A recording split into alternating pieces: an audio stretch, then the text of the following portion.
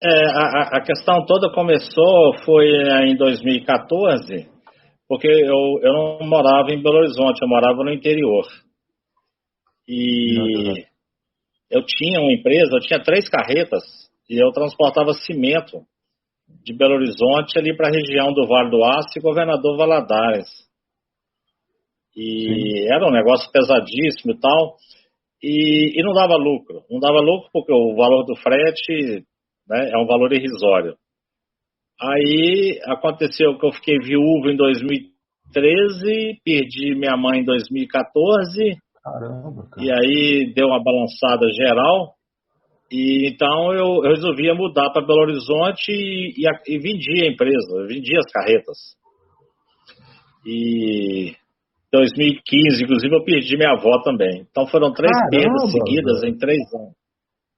Pô, meus sentimentos, cara. Que Aí eu vim bonito. para Belo Horizonte no final de 2014. E aí eu ia abrir uma oficina de peças para veículos pesados, para carreta. E eu estive aí em São Paulo, conversei aí com um empresário aí, a gente ia abrir aqui uma filial, uma espécie de uma filial. E aí acabou que, quer dizer, a gente vive vivendo em crise, eu abortei esse negócio e a crise estava meio brava, e aí, quando foi em janeiro de 2015, eu fiquei 25 dias em Ilhéus de férias. E quando eu voltei de Ilhéus, aí eu tinha que tomar um outro rumo na vida, e me deparei com a notícia de uma empresa americana que tinha acabado de chegar aqui em Belo Horizonte em setembro de 2014, que chamava Uber. Pô, como eu morei nos Estados Unidos, eu morei 2 anos em Nova York e morei 4 anos em Boston. Aí aquilo era uma novidade e eu achei que os caras eram sérios. Quer dizer, eu não sabia que eles eram bandidos, né? Eu não sabia que era uma quadrilha. Bom, aí eu vendi aqui em Contagem, eu vendi um cavalo mecânico da Iveco, e aí o rapaz, a loja onde eu deixei o caminhão para vender, ele me ofereceu um Outlander da Mitsubishi, que é um carrão. Carraço. Aí eu fui lá para ver o carro, eu cheguei lá, eu falei assim, não, eu não quero esse carro é carro de rico, eu não vou andar de carro de rico. Carro bebedor, 6 cilindros, né? 2,8. Aí eu vim embora e deixei o carro lá. Passados uns dias, aí eu vi essa tal de Uber, quando eu olhei lá os carros que ela aceitava na plataforma, tava o tal do Outlander relacionado. Quer dizer, quem é que não quer Outlander, né? Mas era o Black Eu que você voltei lá na usava. loja. Hã? Era o Black, então. Hã? Você usava o Black. O carro era prata. Aí eu voltei na loja e falei assim, me presta esse carro aí que eu vou levar ele ali numa empresa ali. Aí levei o carro lá na Uber. E o tal do italiano, né, o tal do Michele, que é um picaretazinho aí a serviço da Uber, ele olhou o carro e falou, não, tá beleza, o carro tá beleza, é só você plotar o carro aí de preto, né, e você vai entrar na plataforma Black. E aí eu entrei para a Uber em finalzinho de março, início de abril de 2015. E quando foi no dia 15 de outubro de 2015, daquele ano, eu fui expulso da plataforma. Eu não tenho notícia de ninguém que tenha sido expulso antes de mim. Então, por isso que eu anuncio aí aos 4 cantos de que eu sou o primeiro motorista expulso da Uber no Brasil. E no dia 30 de novembro de 2015, no mês seguinte, eu já entrei com ação contra a Uber, solicitação de vínculo de emprego. Então, como eles fizeram lá uma sacanagem comigo lá na questão do bloqueio, eu vi que assim, esses caras são vagabundos, esses caras são tudo picareta. A sorte minha, né, quer dizer, eu peguei o carro estava quitado na troca do caminhão, ainda tinha mais um troco ainda.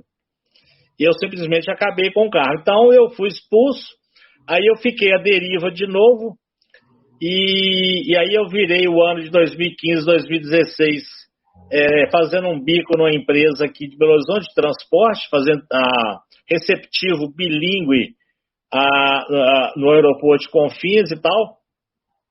E aí, quando foi do ano 2016, eu me Tenta cadastrei fazer aqui. transfer executivo, é isso? Transfer para executivos, esse tipo de coisa, né? Isso, isso. Aí eu me cadastrei aqui na Belotur, né?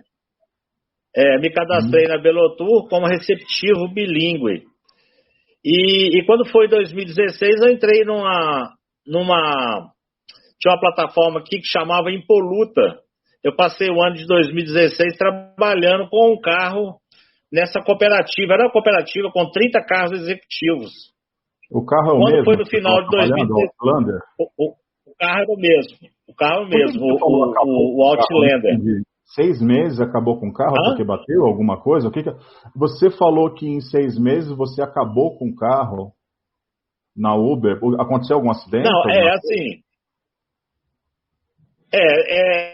Na verdade, eu não acabei com ele totalmente na Uber, não. Eu fui acabar com ele, foi lá nessa Impoluta, que foi essa cooperativa, no final de 2016. Se tanto usar o carro, acabou depreciando, manutenção ficou atrasada, essas coisas, é isso? Exato. E aí não estava ganhando, né? Não estava ganhando o suficiente para poder fazer a manutenção tão cara desse carro. Ainda aí mais foi onde V6, né? Você veja bem.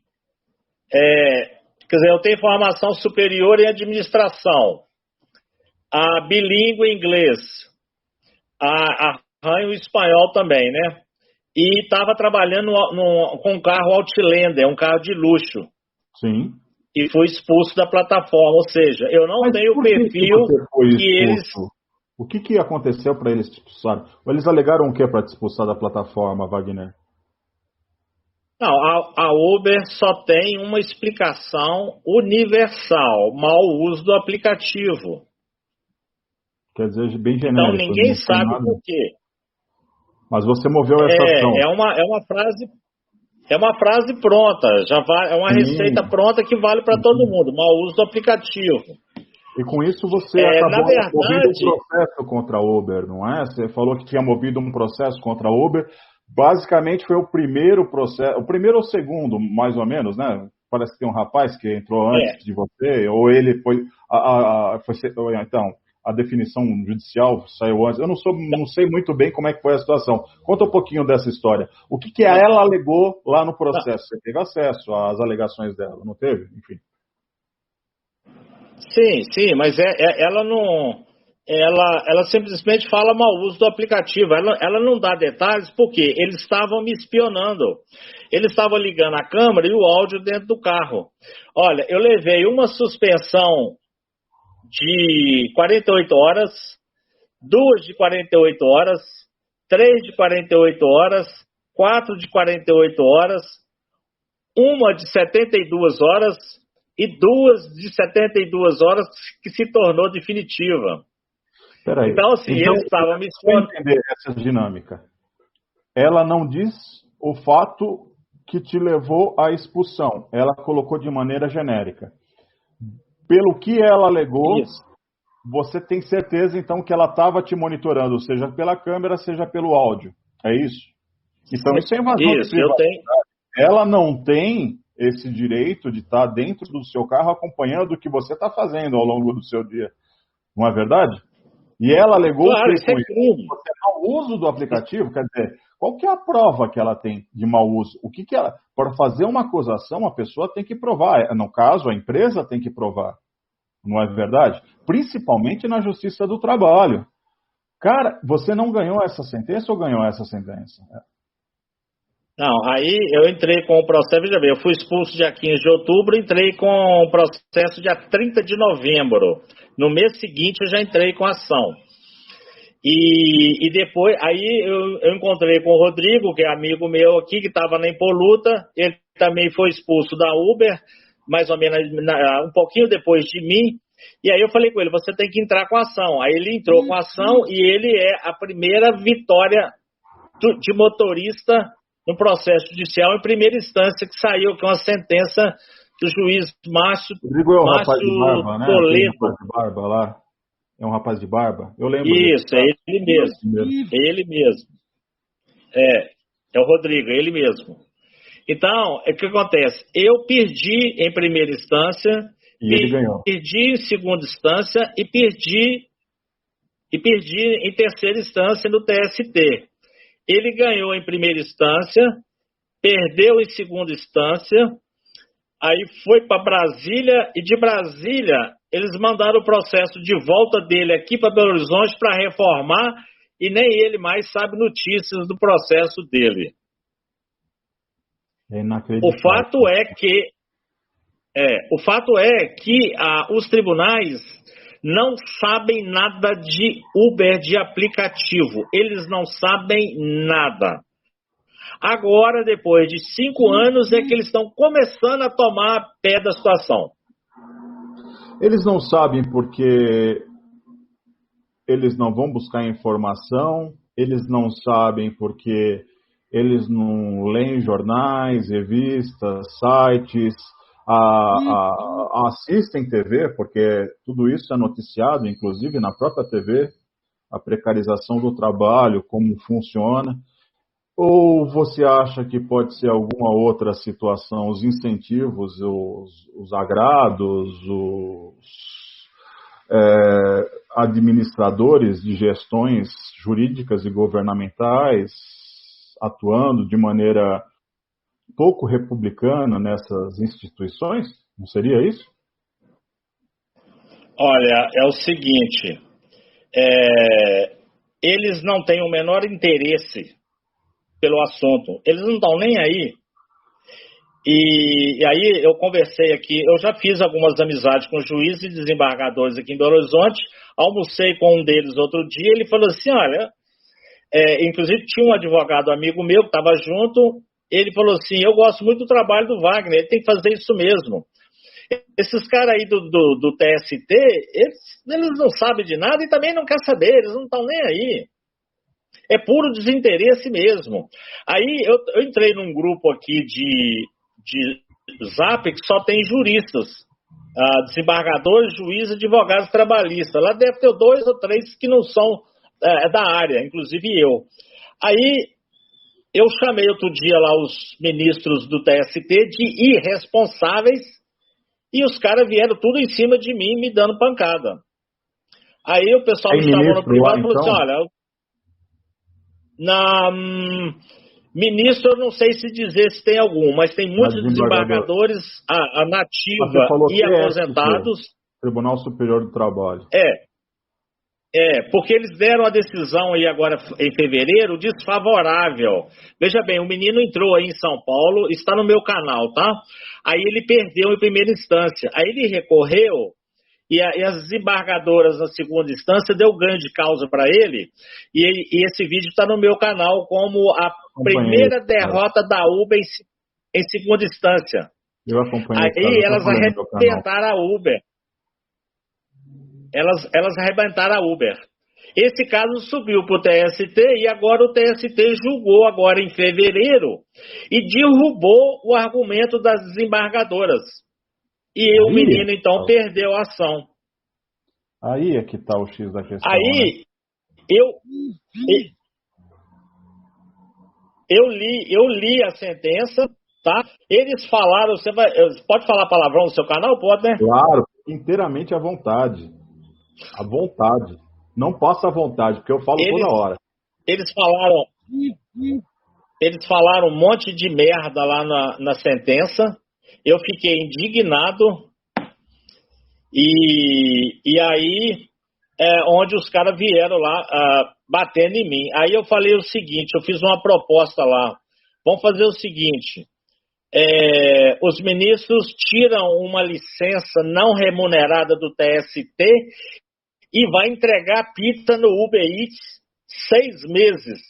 E depois volta aqui no grupo e fala como é que foi a experiência. Ou na hora que... Aí um desembargador entrou lá e falou assim... Se o cara tivesse boa vontade, no final de semana, na casa dele, chama o cara para comer uma pizza. O cara que está fazendo entrega... E pergunta, não para um 5 ou 6, como é que é a rotina deles, para ele saber como é que é a rotina do cara. Ou chama o cara para ir tomar um café numa padaria, o motorista do aplicativo, para ele saber. Mas eles têm interesse nisso, Wagner? Você acha que eles têm interesse nisso? Eu não tenho Nenhum. menor interesse nisso, porque se eles tivessem um pouquinho de amor ao trabalho, ao que eles fazem, eles pegavam, pelo menos, as decisões da Suécia, da Alemanha, da Colômbia, no próprio Estados Unidos, em Nova York, o AB5 na Califórnia. Quer dizer, eles iam ter um arcabouço de informação suficiente só na literatura para ele, peraí, isso aqui é uma estrutura extremamente disruptiva e precarizadora do trabalho. Não precisa, cara. Veja bem. Eles não iriam fazer essa sua... Mas o cara, se ele for procurar informação, tem. O problema não é... A gente não pode ser ingênuo de acreditar que é falta de informação. Não é falta de informação. É vício mesmo, Wagner. É vício. Eu não tenho dúvida que existem interesses obscuros convencendo com argumentos, sabe argumentos? Deixa eu colocar aqui. Argumentos, muitos argumentos, ao invés de esses argumentos, você coloca cifrão. Porque não tem uma outra maneira de justificar esse tipo de atitude, principalmente do Judiciário, do TST, do STF, todas as decisões, você começa a perceber que todas as decisões, elas são extremamente corporativas, não cooperativas. Elas são corporativas dessas instituições transcontinentais. É decisão para Log, é decisão para Uber, é decisão para 99, é decisão para essas grandes empresas. Eles não veem nunca o lado de quem está trabalhando, de quem está ali na ponta de lança, quem está realmente usando o seu carro como ferramenta de trabalho para eles, depreciando o seu patrimônio. Óbvio, 6 meses foi pouco para você destruir o seu carro, mas, enfim, você trabalhou com outra empresa, mas a metodologia é a mesma. Eles se eximem de responsabilidades civis, criminais, trabalhistas, não respeitam o parceiro comercial, tampouco se importando com o investimento que ele fez com a família desse parceiro motorista, ou entregador, ou fretista, seja ele qual for a denominação e o segmento e o modal a qual ele esteja atuando.